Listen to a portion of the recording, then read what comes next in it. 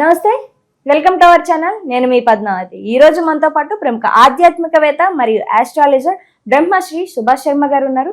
మరి ఆయనతో మాట్లాడి తులారాశి వారికి ఉగాది నుంచి ఉగాది వరకు ఇటువంటి ఫలితాలు ఉండబోతున్నాయని తెలుసుకునే ప్రయత్నం చేద్దాం. మరి మీరు కూడా ఎక్కడ కూడా వీడియోని స్కిప్ చేయకుండా పూర్తిగా చూసేయండి.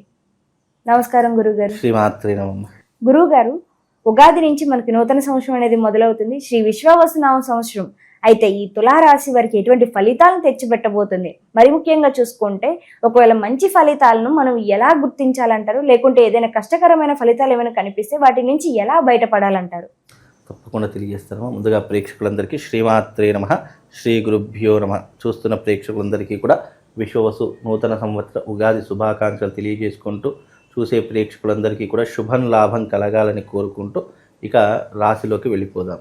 ముఖ్యంగా ఇప్పుడున్నటువంటి రాశి తులారాశి.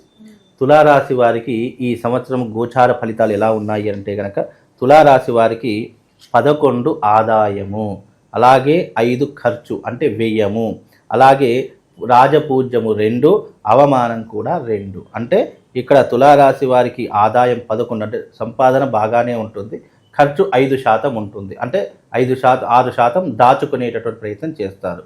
అలాగే 2 అవమానం, 2 రాజపులు. తిట్టేవాళ్ళు, పొగిడేవాళ్ళు సమపాలల్లో ఉంటారు, గౌరవించే వాళ్ళు కూడా అదే రకంగా ఉంటారు, తిట్టేవాళ్ళు కూడా అదే రకంగా ఉంటారు. దానికి పెద్ద పట్టింపులు ఏమీ ఉండవు, ఎందుకంటే గోచారం అనేటటువంటిది కాలానుగుణంగా మార్పు చెందుకుంటూ వస్తుంది.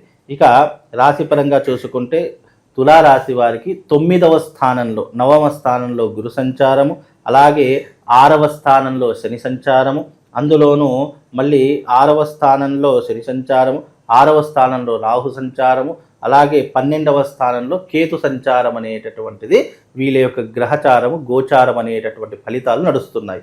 కనుక ఈ ఫలితాలు ఆ స్థానంలో ఉంటే ఎలాంటి జీవితం ఉంటుంది, రాబోయే రోజులు ఎలా ఉంటాయి అనేటటువంటిది ఇప్పుడు మనం తెలుసుకుందాం. ముఖ్యంగా గురు సంచారం అనేటటువంటి తెలియజేస్తుంది, ఎందుకంటే ఈ గురు సంచారం వల్లనే మన జీవితం అనేటటువంటిది నడుస్తూ ఉంటుంది.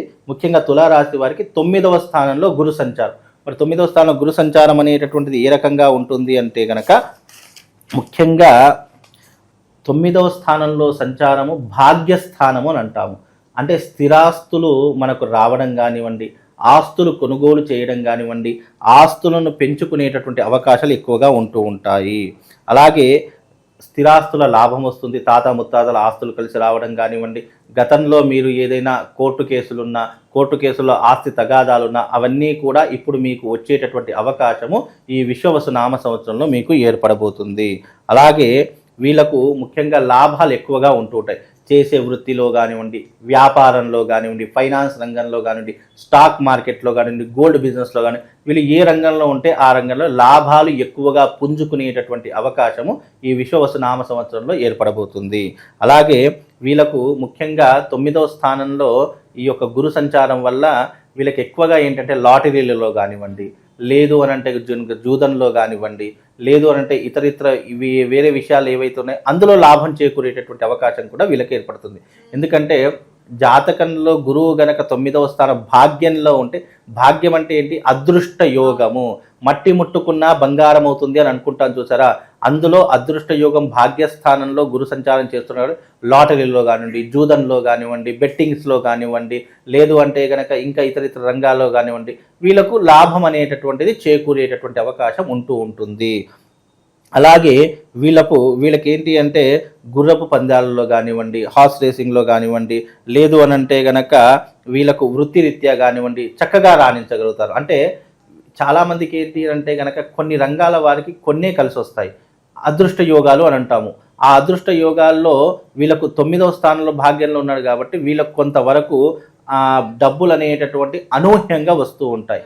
అంటే ఇప్పుడు లాటరీలో కానివ్వండి, ఒక లాటరీ టికెట్ కొన్నామనుకో అనూహ్యంగా డబ్బులు రావడము, గుర్రపు పందాలు అని అంటాము, గుర్రపు పందాల్లో డబ్బులు రావడము, అలాగే వీళ్ళు చేసేటటువంటి జూదంలో కానివ్వండి లాభాలు రావడము, ఇలాంటివి ఎక్కువగా ఈ యొక్క స్థితిలో ఎక్కువగా వస్తూ ఉంటాయి.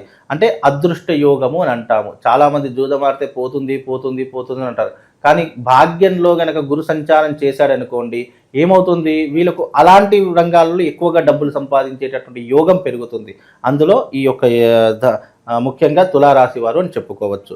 ఇక 6వ స్థానంలో శని సంచారం. మరి 6వ స్థానంలో శని సంచారం అనేటటువంటిది ఏ రకంగా ఉంటుంది అంటే 6వ స్థానం వీళ్ళకు మళ్ళీ లాభదాయకమైనటువంటి స్థానము. ఈ సంవత్సరం తులారాశి వారికి చాలా అద్భుతమైనటువంటి యోగము అని చెప్పుకోవచ్చు. 6వ స్థానంలో శని సంచారం వల్ల ధనలాభం కలుగుతుంది, అలాగే ధాన్య సమృద్ధి పెరుగుతుంది, పాడి పంటలు, పశువుల సమృద్ధి ఇలాంటివి ఎక్కువగా పెరిగేటటువంటి అవకాశం ఏర్పడుతుంది.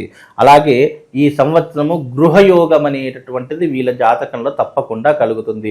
ఎవరైతే తులారాశి వారు ఉన్నారో ఇల్లు కొనుక్కుందాము, లేదా స్థలం కొనుక్కుందాము, బంగారం కొనుక్కుందాము అని ఇన్ని రోజులు ఎవరైతే ఆశపడుతున్నారో ఆ ఆశలు కలలు నెరవేరేటటువంటి అవకాశము ఈ సంవత్సరం విశ్వవసునామ సంవత్సరంలో తప్పకుండా నెరవేర్చుకునేటటువంటి అవకాశం ఏర్పడుతూ ఉంటుంది.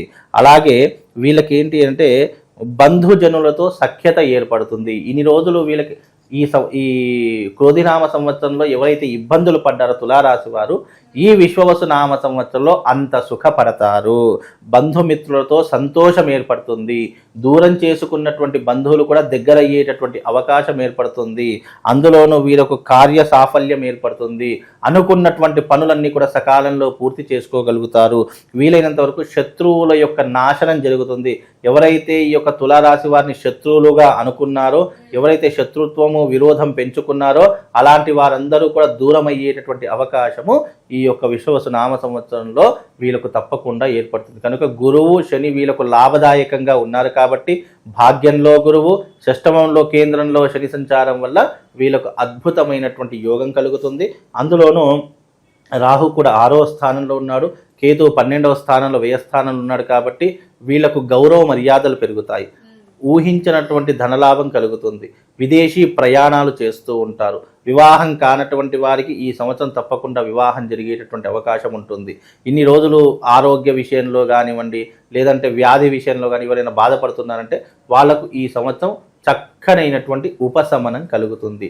రాజకీయ నాయకులకు, సినిమా రంగంలో ఉన్నటువంటి వాళ్ళకి మంచి మంచి అవకాశాలు ఏర్పడతాయి. ఉన్నత అధికారులతో మంచి లాభాలు ఏర్పడతాయి. వాళ్ళతో యొక్క సఖ్యత ఏర్పడుతూ ఉంటుంది. పరిచయాలు పెరిగి ఇంకా మునుముందుకు రాణించేటటువంటి అవకాశాలు కూడా ఈ యొక్క తులారాశి వారికి పెరిగేటటువంటి అవకాశం ఉంటుంది. కాబట్టి తులారాశి వారు ఈ సంవత్సరం చాలా అద్భుతమైనటువంటి రాజయోగాన్ని అనుభవించేటటువంటి పరిస్థితులు ఏర్పడతాయమ్మా. అయితే గురువు గారు, తులారాశి వారికి అన్ని మంచి ఫలితాలే కనిపిస్తున్నాయి, కానీ ఈ ఫలితాలన్నీ కూడా మనం అనుకున్నట్టుగా ఇవన్నీ ఫలించాలి అంటే గనక ఎటువంటి పరిహారం చేసుకోవడం వల్ల మనం కోరుకునే కోరికలన్నీ కొంచెం తొందరగా తీరుతాయి అంటారు? తప్పకుండా అమ్మ, ఎంత మనము బాగుంది అనుకున్నప్పటికీ కూడా ఇది కాలానుగుణంగా కొన్ని మార్పులు జరిగేటటువంటి అవకాశం ఉంటుంది. అలాగే మనకు సంవత్సర ఫలితాలతో పాటు మాసవారి ఫలితాలు ఉంటాయి, రోజువారీ ఫలితాలు ఉంటాయి. మనకు ఎప్పుడు కాలం ఒకేలా ఉంటుంది అని కూడా చెప్పలేము. కనుక ఇంకా మెరుగైనటువంటి ఫలితాలు ఉండాలి, మంచి అనుకున్నటువంటి పనులన్నీ కూడా జరగాలి అని అనుకుంటే గనక ఈ యొక్క 29వ తారీఖు రోజున అరిష్ట నివారణ తంత్రయాగం జరుగుతుంది. అరిష్ట నివారణ తంత్రయాగంలో పాల్గొనండి. మా పీఠం ఆధ్వర్యంలో బాసర క్షేత్రంలో గోదావరి నది ఒడ్డున అరిష్ట నివారణ తంత్రయాగం చేయిస్తున్నాము. ఎందుకంటే ఈ యొక్క 29వ తారీఖు రోజున కూడా గ్రహణ సమయం ఏర్పడుతుంది కాబట్టి మనకు కనిపించదు అన్నంత మాత్రాన దాని యొక్క ప్రభావం రాసుల మీద ఉండకుండా పోదు.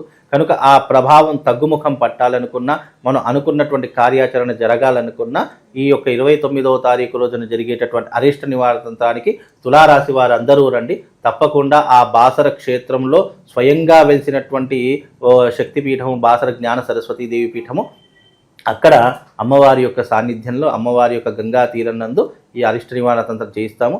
ఈ యొక్క అరిష్ట నివారణ తంత్రం ఎవరైతే చేసుకుంటారో అమ్మవారి యొక్క రక్ష తప్పకుండా వాళ్ళకు కలుగుతుంది.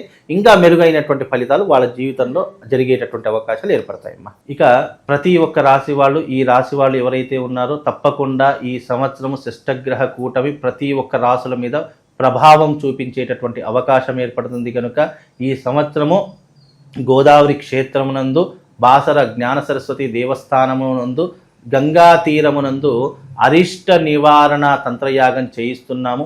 12 రాశుల ప్రతి ఒక్కరూ కూడా ఈ యొక్క యాగంలో పాల్గొనాలి.